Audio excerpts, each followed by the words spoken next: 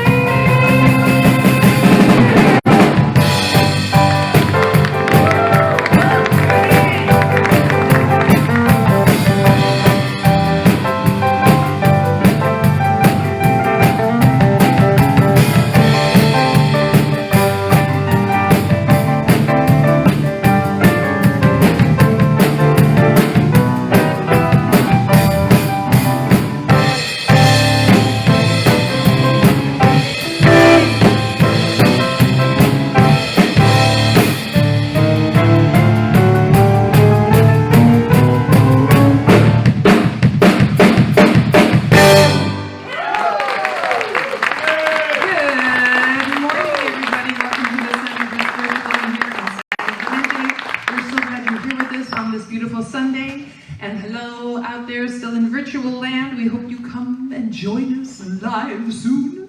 Thank you to all that are here with us, and we'd like to start this morning off with a sing-along song featuring our fabulous Allendale. Dave's going to start us off with a Ricky Byers, boom, boom, boom, boom, boom, holy, holy, holy way.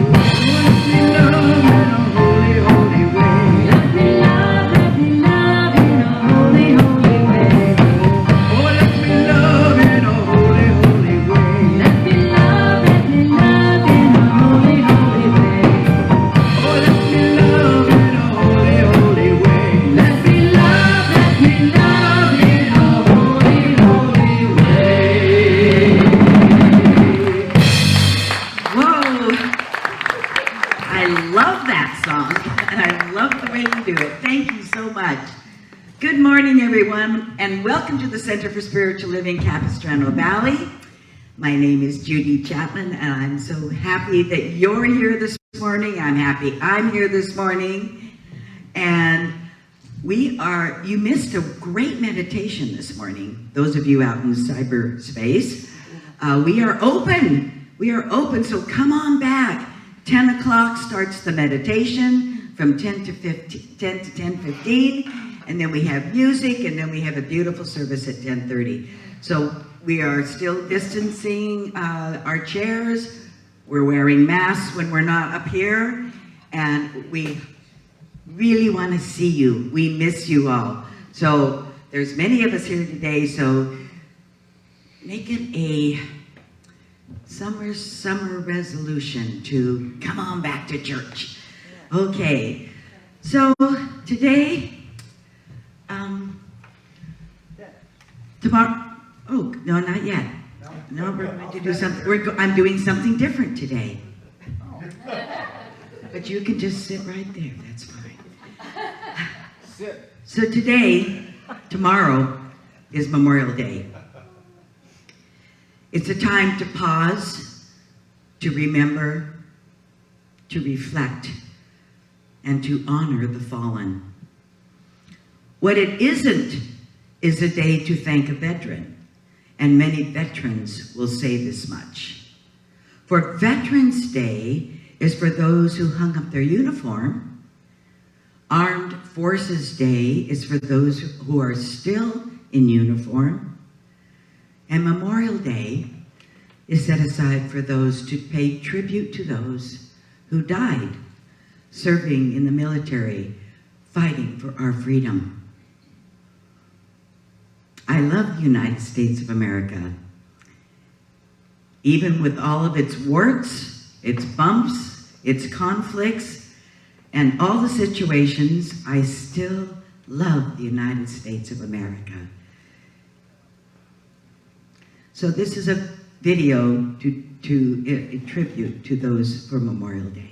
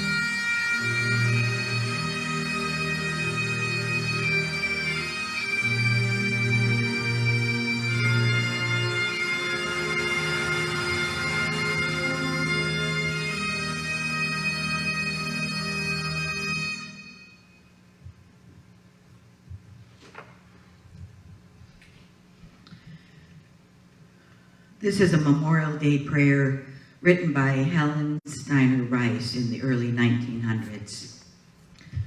They served and fought and died so that we might be safe and free. Grant them, O Lord, eternal peace and give them victory. And in the days of unrest, filled with grave uncertainty, let us not forget the price they paid to keep our country free. So we give our deepest thanks and great gratitude to those we honor tomorrow on Memorial Day. And now the flames of faith. We perform this ceremony to promote the universal consciousness of life, which acknowledges that all peoples, all faiths, all sentient beings come from the one great universal presence we call Spirit. Fundamental to this truth is the unifying nature of all religious thought and experience, which we honor here today. We light the candle for the Tao, honoring the universal path of harmony and equilibrium, the natural way. We light the candle for the shamanic traditions, honoring the beliefs and the practices of all indigenous peoples, the way of primal spirituality. We light the candle for Hinduism, honoring the path of knowledge, action, and devotion. We light the candle for Judaism, honoring the ethical path of living by sacred law. We light the candle for all forms of Buddhism, honoring the Four Noble Truths and the path of compassion.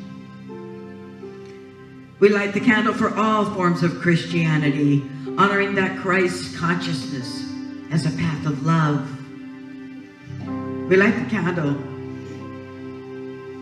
for all forms of Islam, honoring the path of compliance with the will of God as the highest calling. We light the candle for the universalistic religion of Baha'i, honoring the path of unity and the path of peace. We light the candle for all forms of new thought, honoring the metaphysical path of mental healing through the practice of universal spiritual principles. And as practitioner Rick Dale lights that last candle, let it represent the path that brought you here this morning.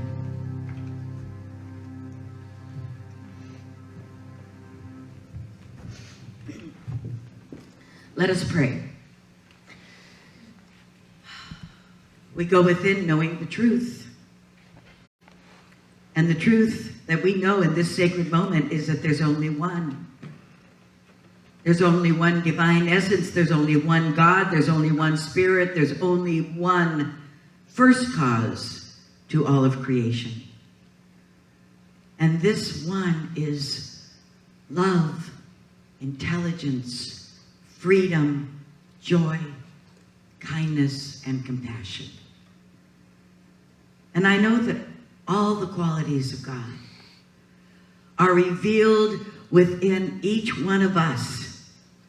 And we are the avenue for which these qualities are revealed to the world. We are the happiness. We are the freedom. We are the love. We are the joy of Spirit. And we know this.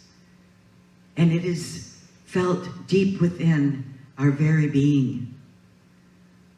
This is who we are, pure Spirit, having a fabulous, challenging sometimes, but a wonderful human experience. So I affirm, I do decree that all is well, and that we are here this morning to be that light, to be that compassion, to be that joy, because we're awake and we're alive and we're aware that this essence lives within us, and it is who we are, and it is revealed through us. And so I know this service unfolds in beautiful, divine, right order, and that Reverend Carla's message lifts us up to a new consciousness, to a new level of expansion on our spiritual path. So these words are placed into the divine mind, into the universal consciousness of God, where they've already been created exactly as they've been spoken. And so my heart is full of gratitude It's full of thanksgiving for this time together, for this opportunity to be here now. And so I anchor this prayer in love.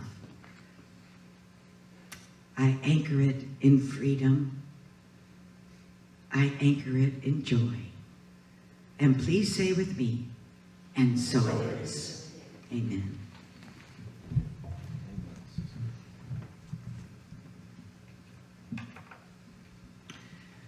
And now today's affirmation. Today, I release my old story and behold the new me as the beloved. And so it is. Oh, I think we need to say that one again, because that's really important. All right, let's do it again. Today, I release my old story and behold the new me as the beloved.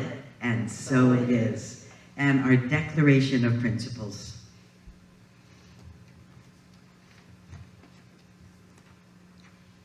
I believe in God, the one creative intelligence operating through the universe and operating throughout my entire being, now and always.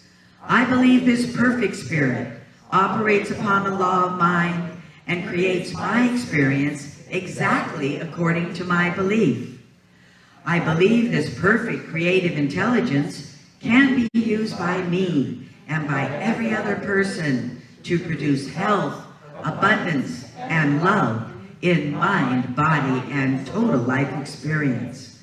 I use it now, and I rejoice in it, and so it is. And now, I'd like to introduce Last Call. All right, we've got Jenny Bay and Michael Whitney and Rick Vale. Tell you, they're a hit at the Newport Beach Yacht Club. and too bad it's a private club, so I'm sorry we can't invite everyone, but maybe someday.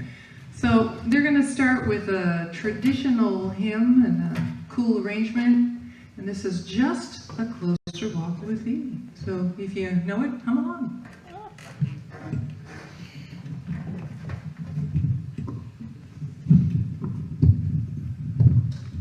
How you doing, guys? Close? We're close. Oh, yeah. All right.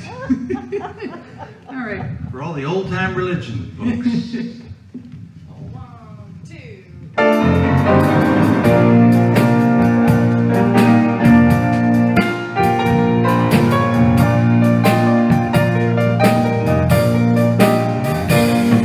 Well, I am weak, thou art strong.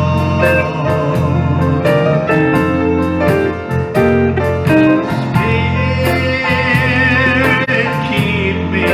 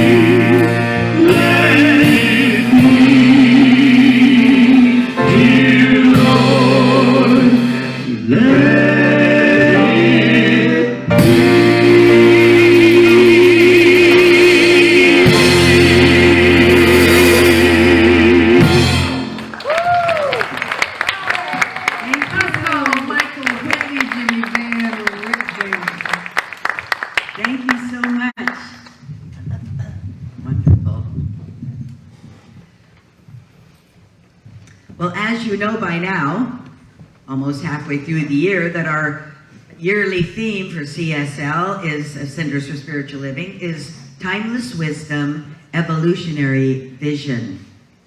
And the theme for May, you can tell by the song we sang in the beginning, is Holy, Holy Uprising.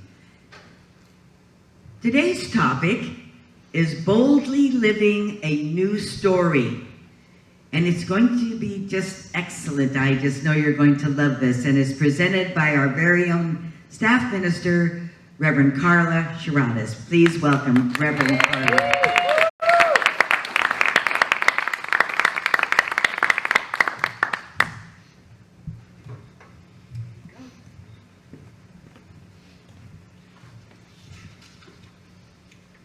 Good morning, beautiful center. Good morning. When I first heard that our CSL theme for the month of May was Holy, Holy Uprising, I couldn't help but think how this perfectly describes what we've been going through for the past year and a half. We've had a global occurrence that has excluded no one, COVID-19. The words are etched in our minds. And it hasn't just happened to you or me or our families or our community or even our country. Everyone has experienced this in some way. My talk title this morning is Boldly Living a New Life, but digging a little bit deeper, I couldn't help but think that it needed a subtitle, Stripping It Down. Most of us have been stripping down our ways of living out of necessity during this time. And that's how this pandemic has shown up for me and millions of others. We have had a holy, W-H-O-O-L-Y, all of us together, holy uprising. Everything has been tossed and turned around in some fashion. Our health, our losses, our jobs, our security, our environment. In other words, our normal. We've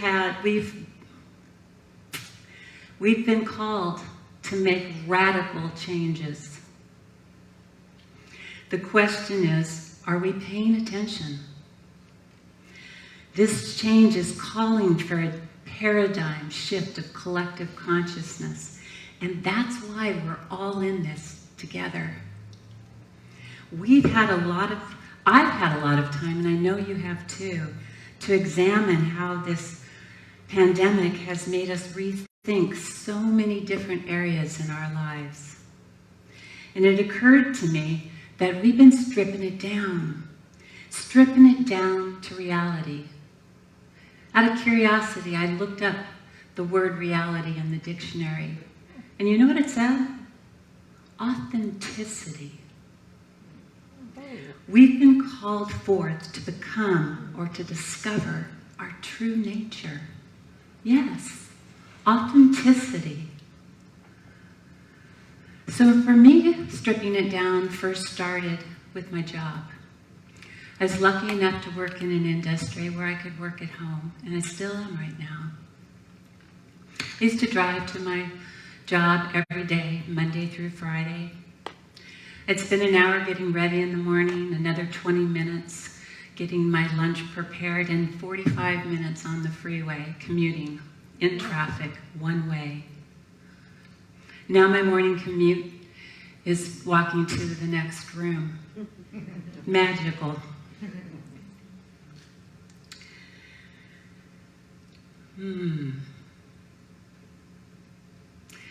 You know, I don't have to think about what I'm going to wear. Yoga pants has become my new attire. I have to put on jewelry. I don't wear a watch, and I don't even need to wear shoes for that matter.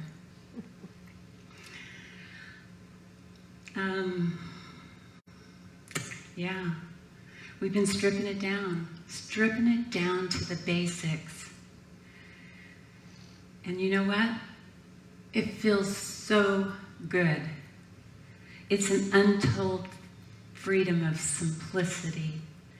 And it begs the question, Who am I? We've been stripping it down. We've been editing our lives, taking a deeper look at what works for us and what doesn't work for us anymore. What's important to us? What's meaningful to us? We've been stripping it down. Yeah, editing our lives.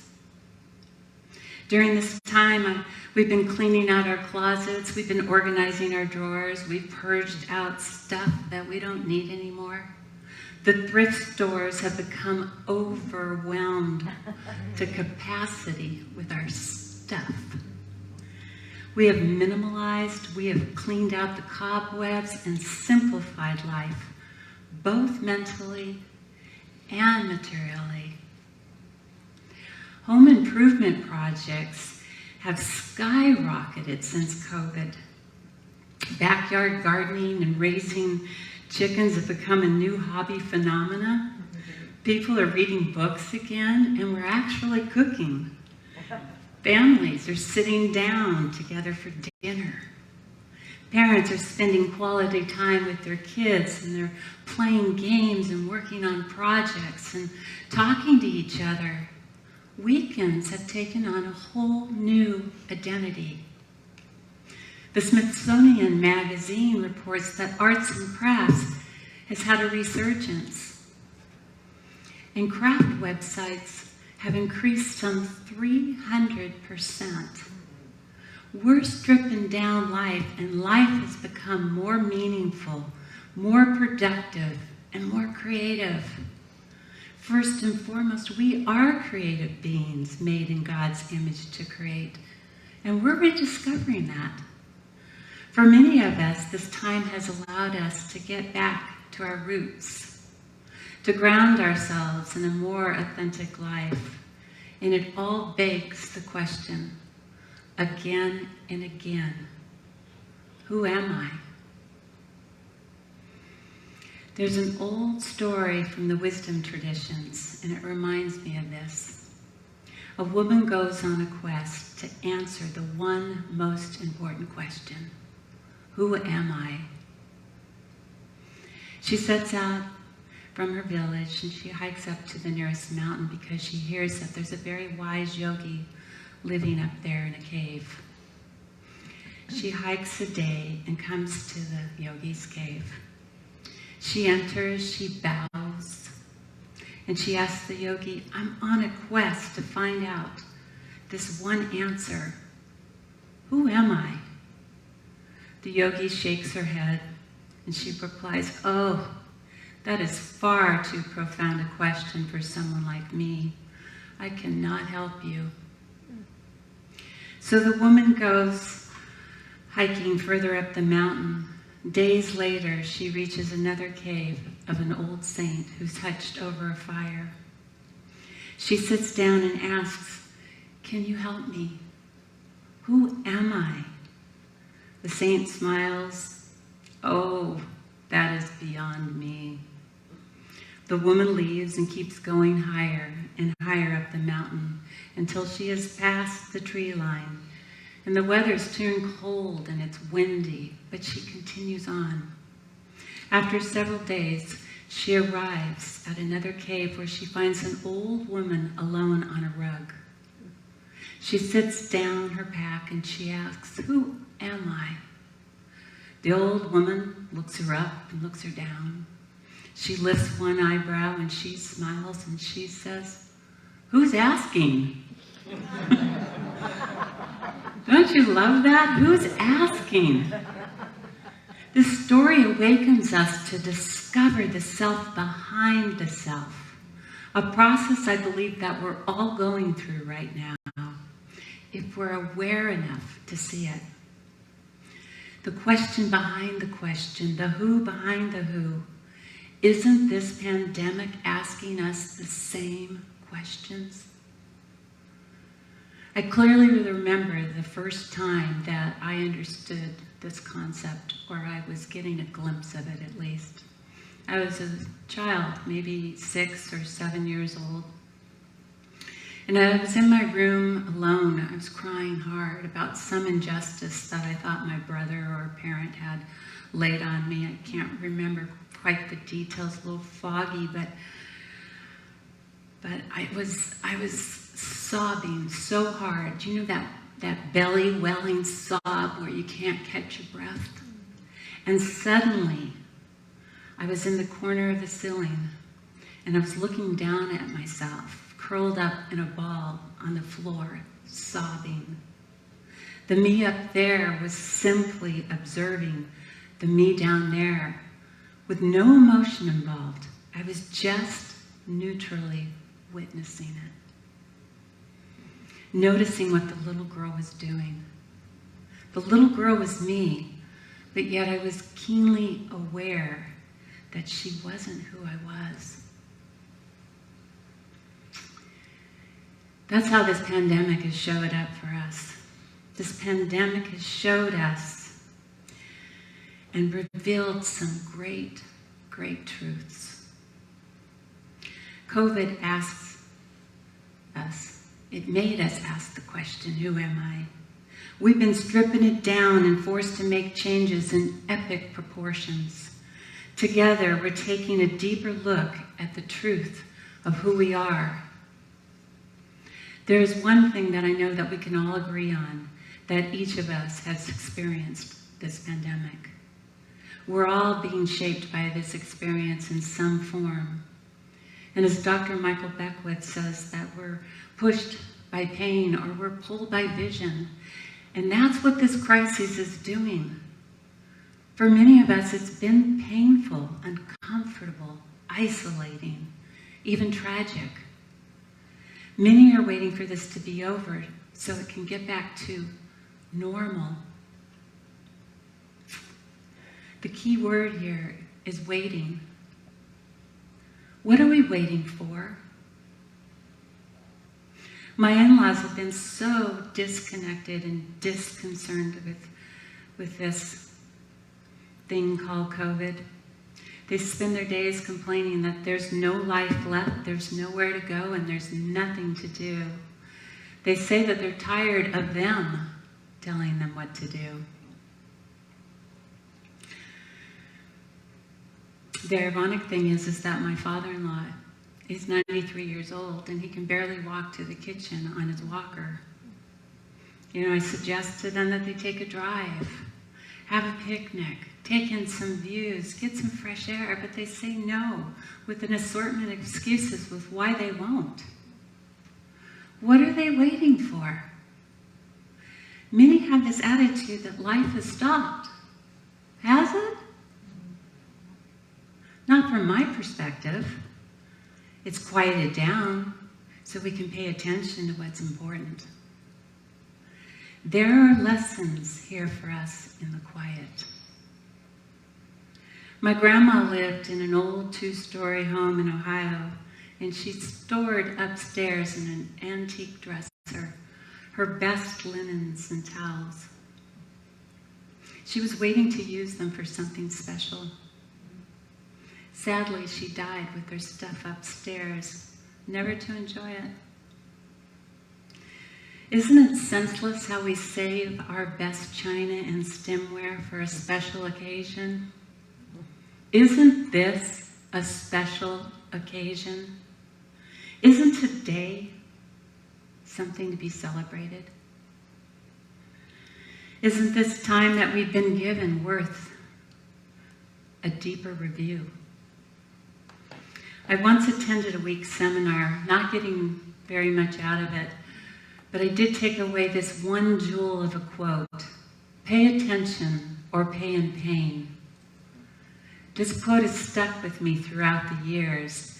There is a gift, something to learn in every experience, even when it's impossible for us to see them. So this past summer, I spent a lot of time in my backyard, just slowing down in the pandemic, really paying attention to my details, my surroundings, gardening, watching nature, enjoying the sun. And one day while I was looking up close at my orange tree, I see a big bird poop sitting right on top of a leaf. It was huge. I even called my husband over to look at it. It was so unusual. It just stood out. So he picked up a twig and he prodded it, and suddenly it moved. It moved. I jumped back freaking out over the moving poop. I then ran into the house to get a magnifying glass so I could look in a little bit closer. It had a face on it and eyes. I ran back into the house on my computer because I was absolutely sure that I'd discovered something amazing. And sure enough, there it was, the bird poop caterpillar. I kid you not, that's really the name of it. I discovered this ugly piece of poop. I discovered that it was actually a larva of one of the largest, most beautiful butterflies, the giant swallowtail. Its wingspan can reach up to 6 inches across. Isn't that amazing? Yeah.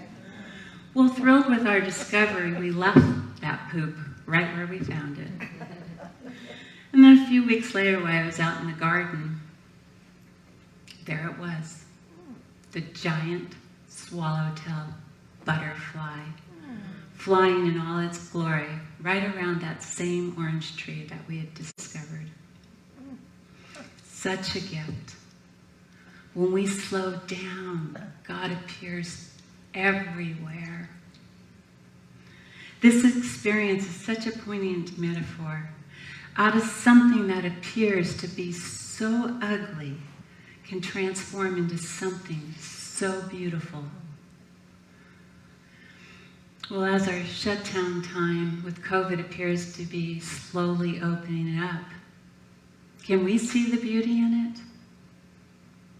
Just like the bird poop caterpillar showed its ugly head that day and then turned out to be something beautiful and unexpected, can we see the gifts that this time has given us? We have learned so much. Our planet has benefited by a cleaner carbon footprint, and this time has proven that our choices really do make a difference. Nature responded kindly by beginning to flourish again. We've learned to juggle our lives, bend with adaptability, make adjustments, and maybe more importantly than anything, we've become keenly aware of how important the people in our lives are.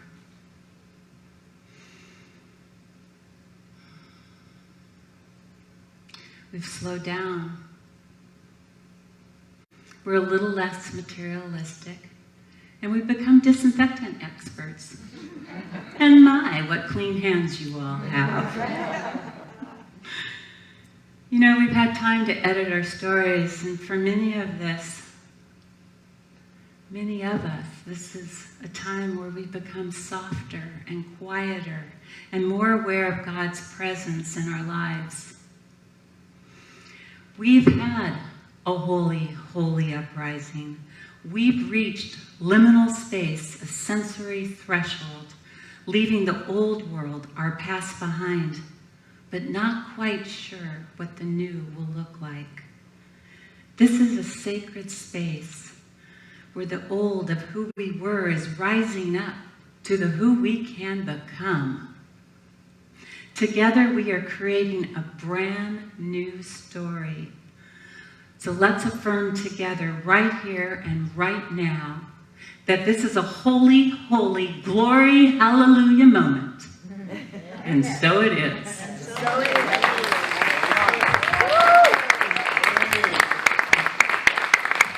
Thank you so much, Reverend Carla. Those were wonderful things we needed to hear, and gosh, I felt every single one of them, for sure. And now, once again, last call.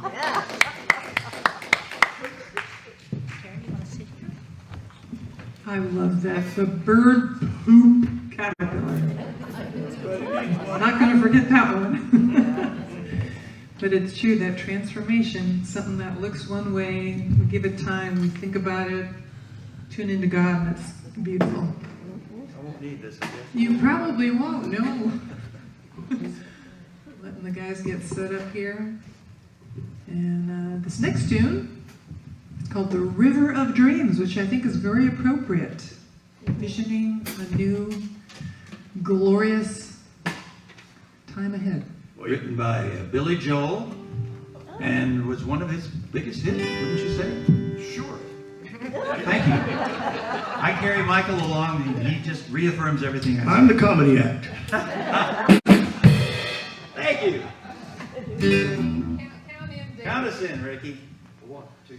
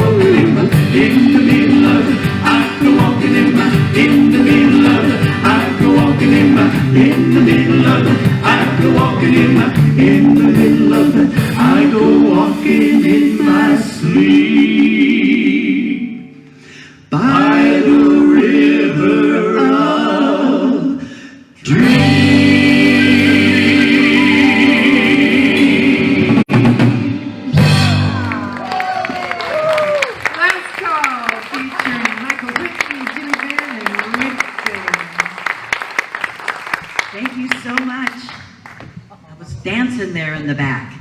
So very lively, very lively. Thank you. That's fun. It's time for our offering now. So if we want to take our gift in our hand, and for use out there in cyberspace, you can go to our website, cslcv.org, and you can donate there, or you can just mail in a check to the center and we will take care of that. We are so grateful and thankful for everything that you give, because giving and receiving is all on the same page. So we will not be passing the baskets. There's baskets at every door and at the back of the room for you that are here in-house to give your gift. So let us say our affirmation together. My offering is my acceptance of God as the source of my supply, as it symbolizes my faith in the abundant flow of this supply.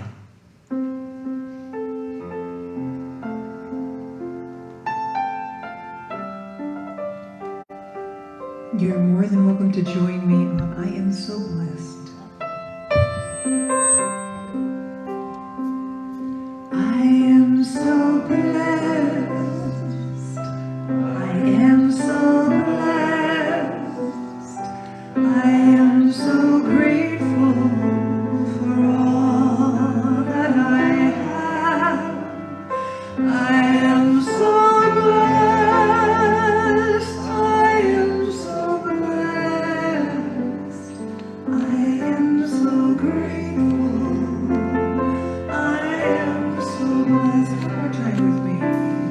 I am so blessed. I am so blessed. I am so grateful for all that I have. I am so blessed. I am so blessed. I am so grateful. I am so blessed.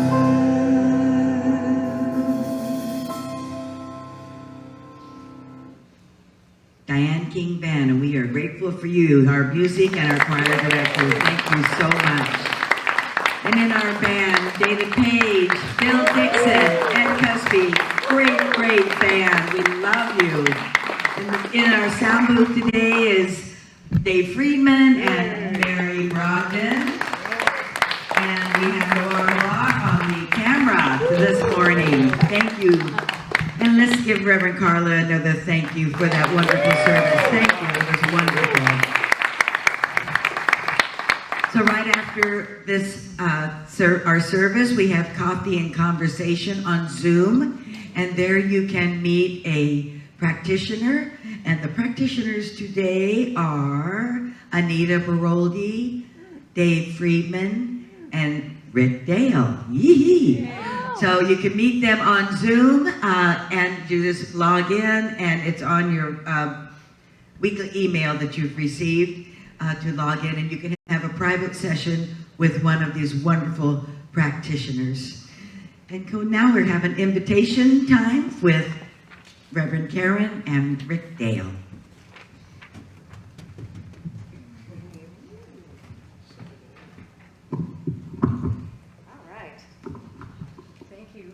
Carla, for that beautiful message today. Oh, just so moved. And next week we have our own Reverend Bruce Fredenberg, who is going to be speaking on Pushed by Pain. And you know Reverend Bruce always brings his humor to everything, so it'll be fun and inspiring. So come back next week. And join Mary Brogdon and your other spiritual brothers and sisters at Conscious Connection for a brief discussion about today's message. It meets today from 12 to 12:30 via Zoom. And this Friday evening at the Women's Circle, Mary Brogdon will lead a discussion on what is meant by being or becoming an ally for change and social justice. Log on to Zoom this Friday at 7 p.m. Our other ongoing groups continue to meet via Zoom. Shifting Sands on Thursdays at 10:30, Coming Home Awakening to Spirit on Friday mornings at 8 a.m. Happy Hour on Friday evenings at 5 p.m. And they're all accessible via the links on your weekly email. Thank you. Is that it? That's it. Are we good? All right, let's do our closing song now. Let's ride. Let there be peace. I understand for peace. Let there be love. I understand for love. Let there be joy. I understand for joy. We are making a new world now. Let there be peace. I understand for peace. Let there be love. I understand for love. Let there be joy. I understand for joy. We are making a new world now. Let there be peace. I understand for peace. Let there be love. I understand for love. Let there be joy. I understand for joy. We are making a new world now. We are making a new world now. We are making a new world now. Move forth, beautiful community. We are making a new world now, a new story. So it is. So it is.